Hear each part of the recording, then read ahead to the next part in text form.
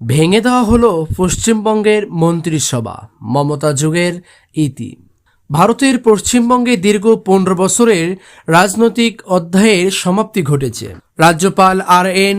রবির সিদ্ধান্তে বর্তমান মন্ত্রিসভা ভেঙে দেওয়া হয়েছে। ফলে 71 বছর বয়সী মমতা বন্দ্যোপাধ্যায়ের মুখ্যমন্ত্রী হিসেবে দায়িত্বেরও অবসান হলো।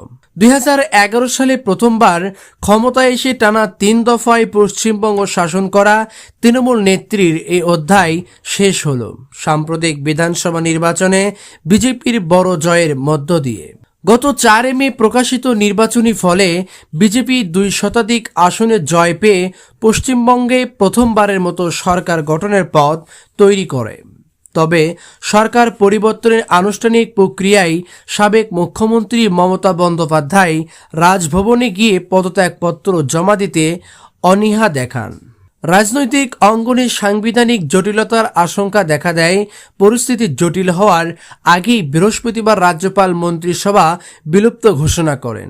এখন নতুন সরকার গঠন এবং নতুন মুখ্যমন্ত্রী নির্বাচনের প্রক্রিয়া শুরু হবে। এদিকে নির্বাচনের ফল প্রকাশের পর থেকেই পশ্চিমবঙ্গ জুড়ে সহিংসতা ভয়াবহ রূপ নিয়েছে। রাজ্য পুলিশের তথ্য অনুযায়ী এ পর্যন্ত সহিংসতায় অন্তত 4 জন নিহত হয়েছেন এবং কলকাতা সহ বিভিন্ন জেলা থেকে 433 জনকে গ্রেপ্তার করা হয়েছে।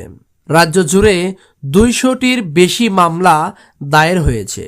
পুলিশ জানায় 23 ও 29 এপ্রিল ভোট গ্রহণ শেষে ফল ঘোষণার রাত থেকে বিভিন্ন এলাকায় তৃণমূল ও বিজেপি সমর্থকদের মধ্যে সংঘর্ষ, হামলা, ভাঙচুর ও পাল্টাপাল্টি সহিংসতা ছড়িয়ে পড়ে। উভয় দলই একে অপরকে দায়ী করছে।